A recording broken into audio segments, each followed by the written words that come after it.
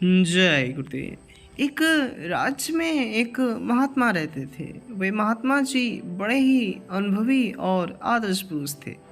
राज्य भी बड़ा ही सुखी और संपन्न था। एक दिन महात्मा जी भिक्षा के लिए राजा के दरबार में पहुंच गए। राजा बड़ा ही अहंकारी था और वो सत्य और असत्य का भेद बिल्कुल ही भूल चुका था।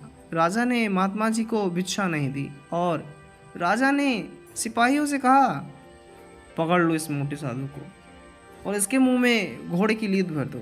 नौकर तो आज्ञाकारी होते ही हैं, उन्हें कुकर्म और सुकर्म से क्या लेना देना।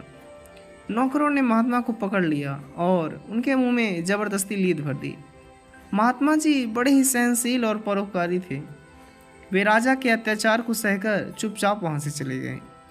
जब वे वहां से चुपचाप चले गए तो राजा ने देखा कि महात्मा तनिक भी क्रोधित नहीं हुए। उसके मन में लहर दौड़ने लगी और सोचने लगा, ये बहुत पहुंचे हुए महात्मा जी हैं, अब तो मेरा बड़ा अनिष्ट होगा।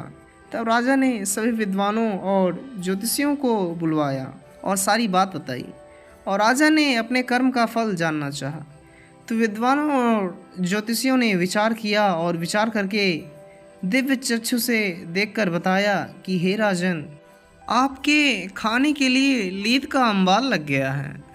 अब आपको ढेर सारी लीद खानी पड़ेगी। यह सुनकर राजा घबरा गया और उस राजा ने विद्वानों और ज्योतिषियों से इससे बचने का उपाय पूछा।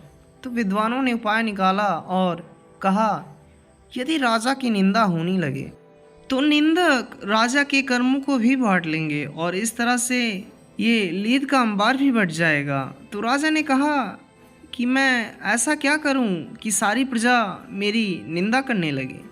तो विद्वानों ने कहा कि आप किसी ब्राह्मण की 16 साल की कन्या को अपने घर में पुत्री भाव से रख लीजिए। उसके प्रति शुद्ध और अच्छे विचार रखकर उसकी सेवा करें, पर प्रजा को यही लगना चाहिए कि राजा मोहित होकर और बलपूर्वक कन्या को अपने पास रखा है।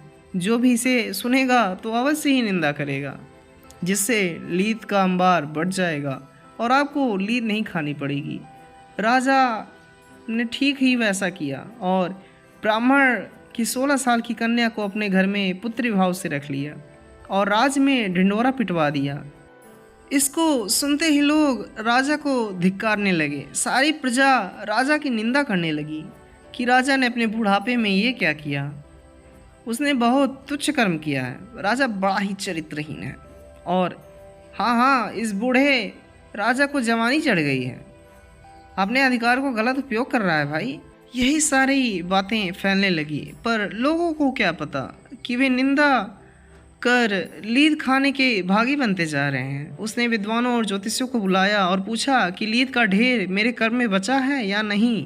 तो विद्वानों और ज्योतिषियों ने बताया कि लीद का सारा ढेर जनता में बट गया है, केवल एक आदमी के हिस्से की लीद बची है और राज्य में एक कुम्हार बड़ा ही धर्मनिष्ठ, ईमानदार, अच्छे आचार विचार वाला, साधक और अनुभवी है।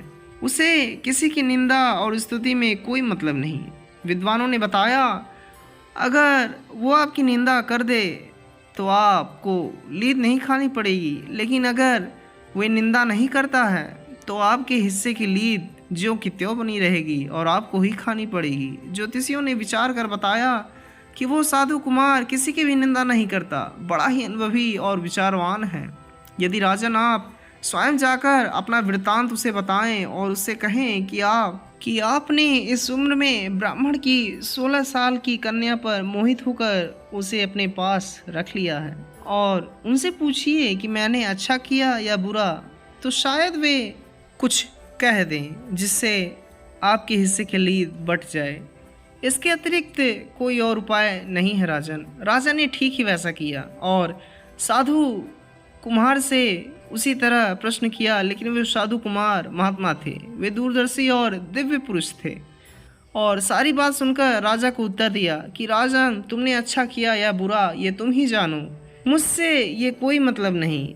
हाँ, इतना निश्चय है कि वो लीद अब तुम्हें ही खानी पड़ेगी। ये सुनकर राजा के कान फटे के फटे रह गए।